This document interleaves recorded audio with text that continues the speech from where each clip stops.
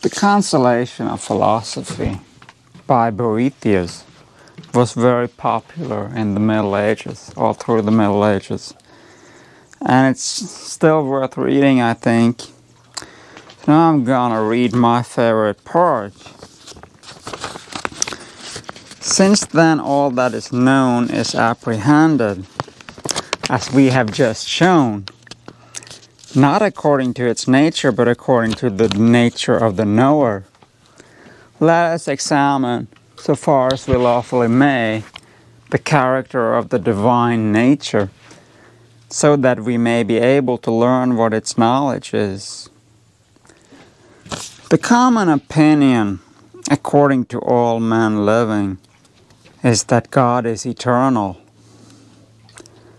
Let us therefore consider what is eternity. For eternity will, I think, make clear to us at the same time the divine nature and knowledge. Eternity is the simultaneous and complete possession of infinite life. This will appear more clearly if we compare it with temporal things. All that lives under the conditions of time moves through the present from the past to the future. There is nothing set in time which can at one moment grasp the whole space of its lifetime. It cannot yet comprehend tomorrow. Yesterday it has already lost.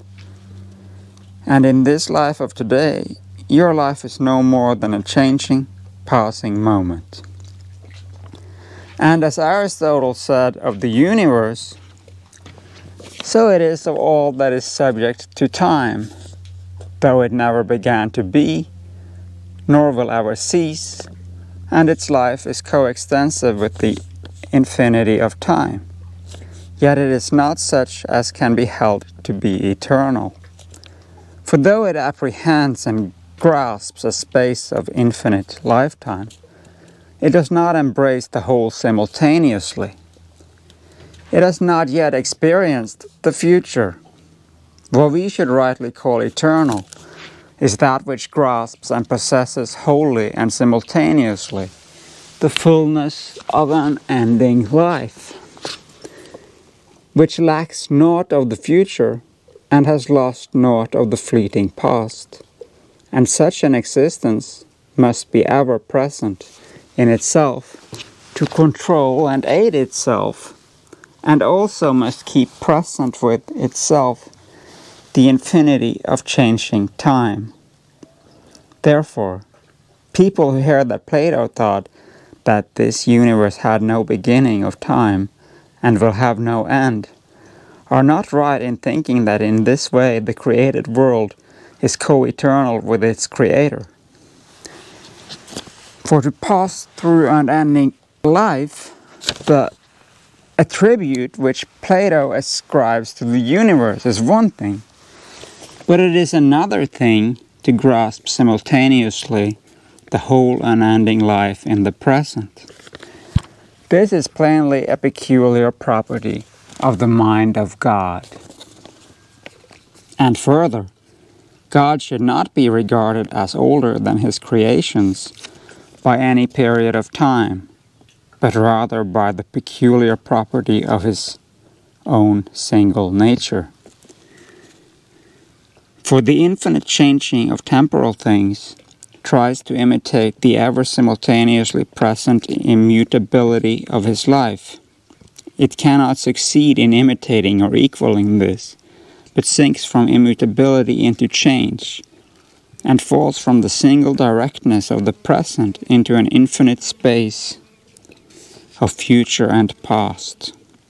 And since this temporal state cannot possess its life completely and simultaneously, but it does in the same manner exist forever without ceasing, it therefore seems to try in some degree to rival that which it cannot fulfill or represent, for it binds itself to some sort of present time out of this small and fleeting moment.